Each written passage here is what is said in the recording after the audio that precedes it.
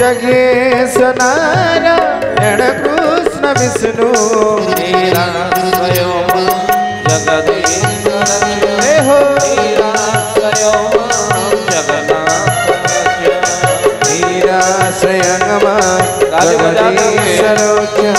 निराश्रयं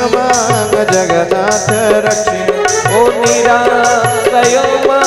जगन्नाथ रक्ष निराश्रयं जगन्नाथ रक्ष ओ निराश्रय जगन्नाथ रक्ष निराश्रयं जगन्नाथ रक्ष निराश्रय जगदीश रक्ष निराश्रय जगन्नाथ रक्ष निराश्रयं जगदीश रक्ष निराश्रयं जगन्नाथ रक्ष।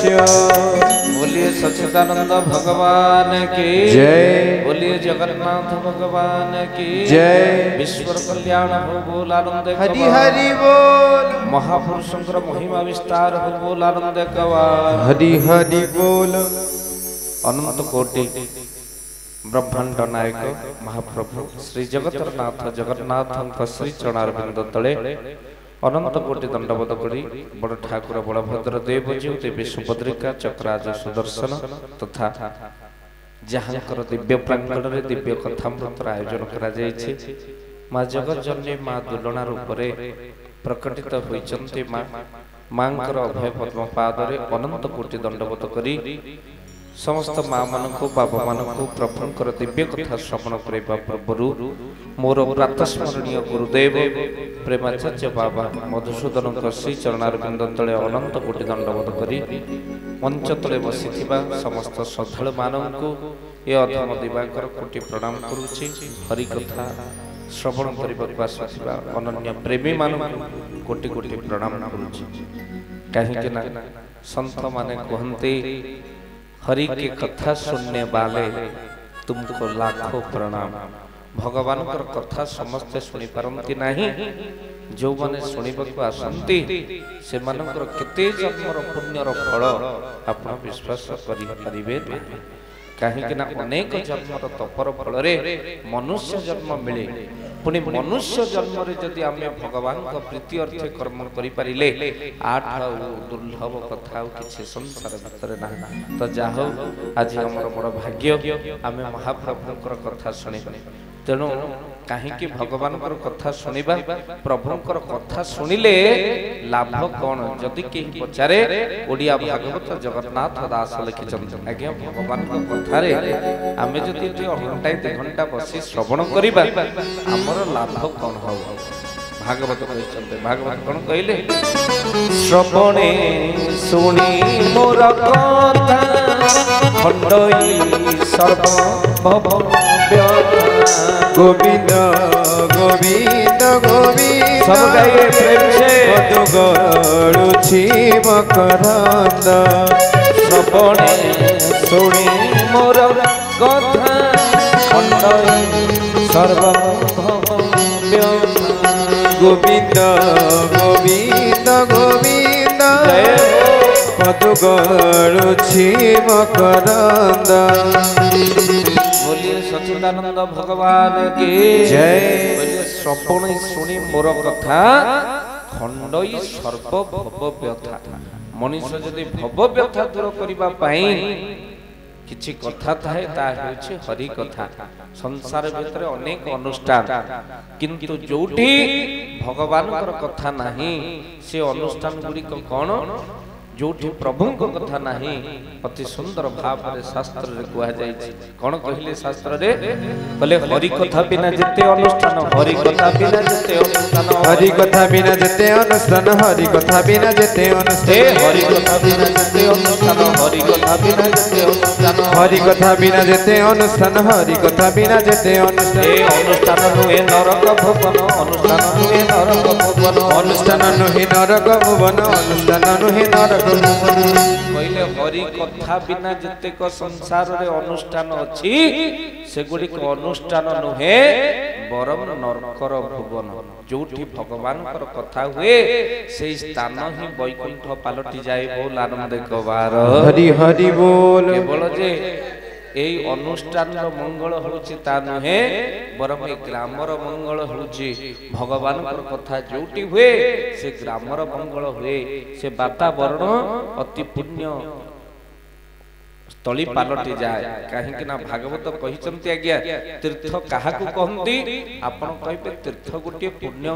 नदीर तीर हेइथिबो तीर्थ गोटे देव मंदिर हेइथिबो ना भागवत कहले तीर्थ ता ना तीर्थ काहाकू कहंती सुनन हां कहले मोर भगत बसे जय हजार तीर्थ समन इरादे गोविंद गोविंद गोविंद आहा मधु गरुछि मकरंद आहा मोर भगत बसे जय हजार तीर्थ समन इरादे गोविंद गोविंद गोविंद मधु गरुछि मकरंद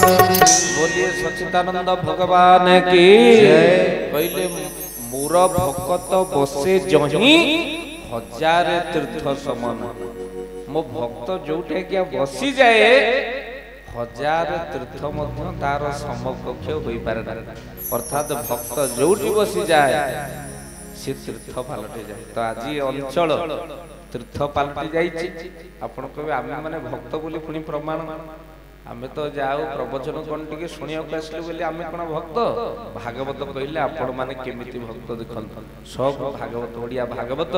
महापुरुष जगन्नाथ दास जे भक्तिर भाव को भागवत लिखिछन अनेक जगह रे हमर भाईना कहते संध्या भाईना कहते कहले बाबा अनेक जगह रामायण भागवत अनेक पुराण कथा प्रवचन चली किंतु महापुरुषंकर कथा को आम भूली जाऊे तो से पंच सखा माने कौन करिसंती कौन लिखिसंती आगत भविष्यत मालिका ठारो आरंभ करी पंच सखा मानकर जो रही शास्त्र से गुड़ी को केवल मोरी गाँव में आलोचना हो से गोटे वीरर मंच ये अनुष्ठान गोटे करताली बजातु महाप्रभु केते कृपा करिसंती कहीं ठाकुरंकर कृपा न हेले ये अनुष्ठान हो पारिबनी आज्ञा आउ प्रभुଙ୍କ दरबार भितरे महापुरुष अच्युतानंद लिखिचंती मोर भक्त जही रे थिब तही परि से मेला करिब अर्थात मो भक्त जो जगह रे थबो सेई जगह रे निश्चिंत गोटे मेला हबो आपण को से मेला केमिति ना भक्त मानकर मेला अर्थात आज देखंतु कि आपण को जगह रे थिले ये सब महापुरुषंकर इच्छा ना नहीं तेणु आज गोटे आनंदर दिन जोठी भक्त मानकर दिव्य लीला खेला हुए से स्थान होची आगे ए स्थान पालटी जाईची भक्त मानकर लीला खेलार स्थान तेणु आज प्रभुक दरबार भितरे आपण माने विचार करिवे ये होची प्रभुक लीला स्थली बोली विचार करा जाय आज की आनंद मिलौरे ये तो महापुरुष खेल आज की आनंद मेरे रे तो महापुरुष खेल आज की आनंद मिलौरे महापुरुष खेल आज की आनंद मेरे रे तो महापुरुष खेल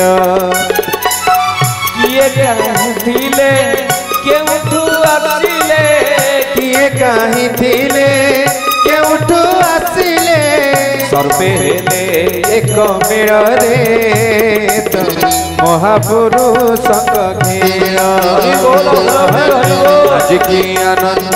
मेरे रे तो महापुरुष खेल किए कहथिले केउठु आसिले किए कहीं थिले केउठु आसिले सर्वे हेले एक मेरे रे तो महापुरुष खेल आज की आनंद